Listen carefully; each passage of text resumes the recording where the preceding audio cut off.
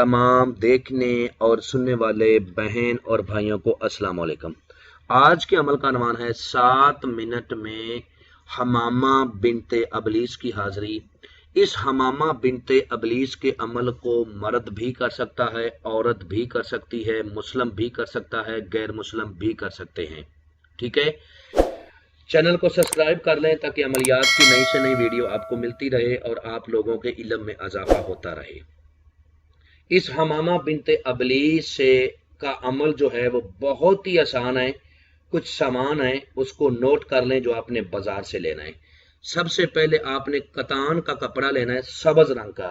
ये बात याद रख लें, कतान का कपड़ा लेना है सब्ज रंग का, जिसको इंग्लिश में लिलन कहते हैं। ठीक है, लिलन। ज्यादातर औरतों को इस कपड़े की पहचान होती है। लिलन का कपड़ा लेना है। लिलन का कपड़ा लेने के बाद आपने एक चिराग लेना है और चमेली का तेल लेना है। चमेली का तेल ही लेना है, कोई दूसरा तेल नहीं लेना।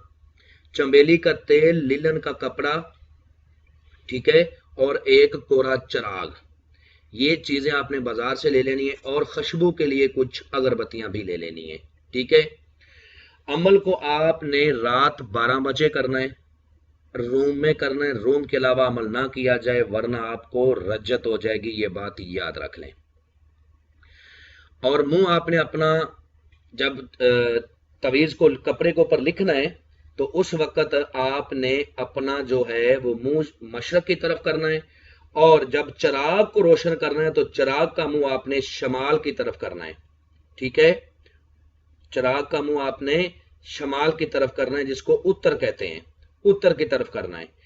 जब आपने चिराग जला देना है और जो कपड़ा आपके पास लीलन का है, उस सब्ज रंग का, उसके ऊपर आपने ये इबारत लिखनी है जो आपको स्क्रीन पर नजर आ रही है। ठीक है, इस इबारत को लिख लेना है स्याही के साथ। काली स्याही से लिख लें, सबसे बेस्ट रहेगा। मार्कर से लिख लें, पेन से लिख लें, पॉइंटर से लिख लें। ये इबारत लिखने के बाद आपने चिराग में इसकी बत्ती बना के चिराग जला देना है। चिराग का मुंह आपने शमाल की तरफ करना है और इसी इबारत को आपने 101 बार पढ़ना है। इसी इबारत को 101 बार पढ़ना है। जैसे ही आपकी तादाद पूरी हो जाए आपने चिराग को बुझा देना है, गुल कर देना है। ठीक है, और उसी जगह पे, उसी रूम में आपने सो जाना है जिस जगह पे आपने बैठकर ये अजमियत पढ़ी थी, ये मंत्र पढ़ा था और चिराग जलाया था। जब आप सो जाओगे, जैसे ही आप सोओगे, ये हमामा बिनते अबलीस आएगी, आके आपको जगाएगी।